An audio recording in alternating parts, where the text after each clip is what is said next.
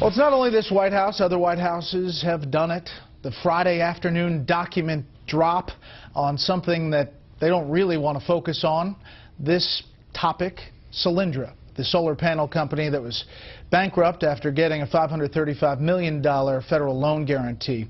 Emails just put out, hundreds of them, right before the show tonight, indicate more of an effort by Steven Spinner, a now former Department of Energy official, in the process of this loan guarantee. Also, as we're going through these hundreds of documents, the former White House Chief of Staff, Rahm Emanuel, is seen talking about and being a part of the process when it comes to Solyndra and this operation to unveil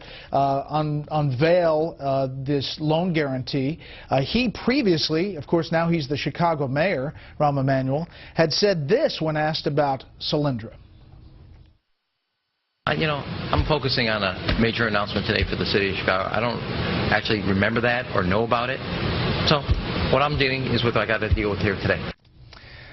Okay, so we'll pinpoint the specific emails. The bottom line is that these emails don't paint a great picture, and the committee that's investigating it is jumping all over these emails late Friday night. Let's bring in our panel. We'll start there. David Drucker, reporter for Roll Call. Kirsten Powers, columnist for the Daily Beast. And Jonah Goldberg, at-large editor of National Review Online. David, you know that the Energy and Commerce Committee has been asking for all these kind of documents. Now they're getting hundreds of them. I think there may be more than 1,000 documents. We're going through them, but there are some that are raising eyebrows already. It's going to be a feeding frenzy on the Hill, and I think for a while. And I think the problem here for the administration is not so much what we're learning about, because every administration, whether Republican or Democrat, comes to the White House with connections. And the people you hire have connections. Often in Washington, I know this bothers people, but the smartest people in town on particular issues have been lobbyists.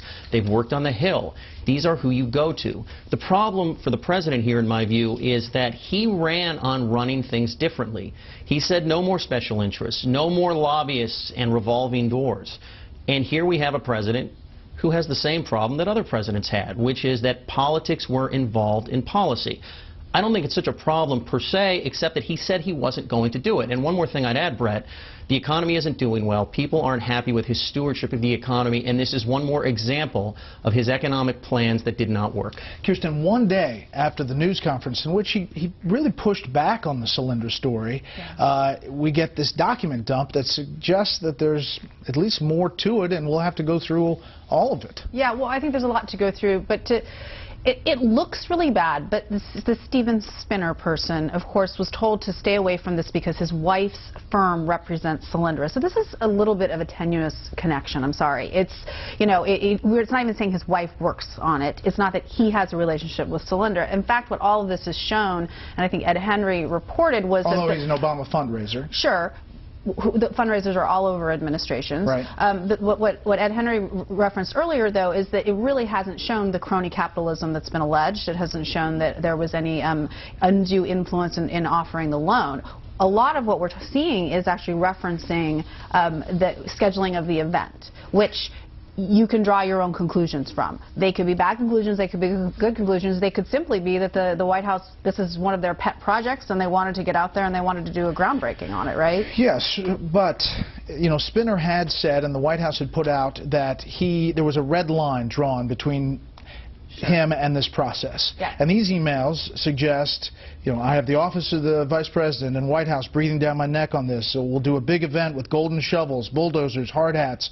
How hard is this to move forward? What's he waiting for? It suggests a more active role than what they've portrayed, and usually the problem here in Washington is the cover-up and not the original crime. That's a totally fair point.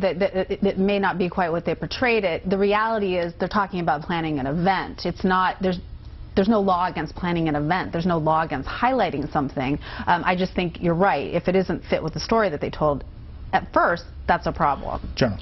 First of all, my favorite thing about this so far is that even though we found out that shovel-ready jobs don't exist, apparently golden shovel-ready jobs are just chomping at the bit, ready to go.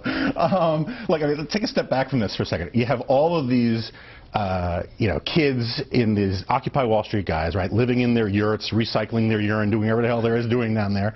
And their whole big complaint is about bailouts, insiders. Right? Well, why do you have bailouts? You have bailouts because big firms, which I'm not in favor of by any stretch of the imagination, big firms have tens of thousands of jobs associated with them, and vendors and clients, and they're linchpins in the financial system.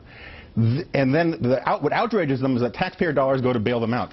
Well, this skips the whole thing about lots of jobs and it being important and goes straight to wasting the money. This is sort of leaping step 2 in the bailout process and going straight to having have political insiders directing money to friends in a ideologically driven way that has no connection to the real economy, that is simply rewarding particular constituencies that they like. And at least when you bail out Goldman Sachs or one of those places, you can at least make the argument that it's saving the economy or saving people's jobs and all of the rest. This just shows that this administration has had its eye on the completely wrong ball from the beginning when it comes to economic policy. Another thing this committee is focused on, before we turn to the economy quickly, is the fact that the Treasury Department had concerns about reworking this loan, so where the financiers were paid back first instead of the taxpayers, which is against statute. And there are emails in this dump, according to the committee, that suggest that's exactly what happened. They raised concerns, but still Department of Energy went forward with it. That's correct, and I think this gets again to the heart of what the president said he wouldn't do, and that's why I find it problematic for him.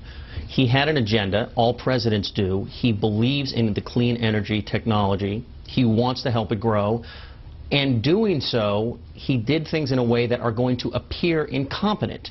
Look, if we had 5, 6, or 7 of these firms that had grown umpteen thousands of jobs, Solyndra, in my view, would be a little bump on the horizon. It would be the one firm that didn't go well. But just like we've seen with previous administrations, there was such a strong desire to push this through that even within the administration they were trying to stop this.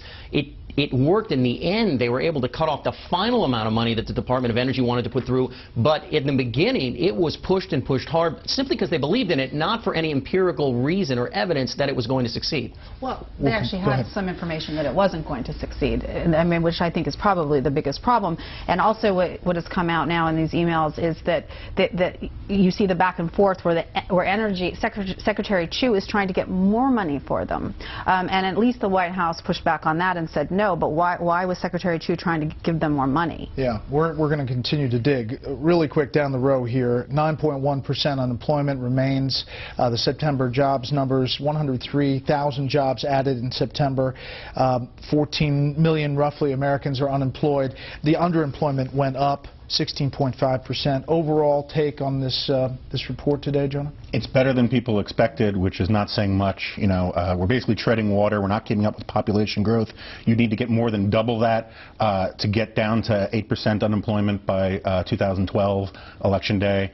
You know, treading water is better than not treading water, because when you stop treading water, you drown. Yeah.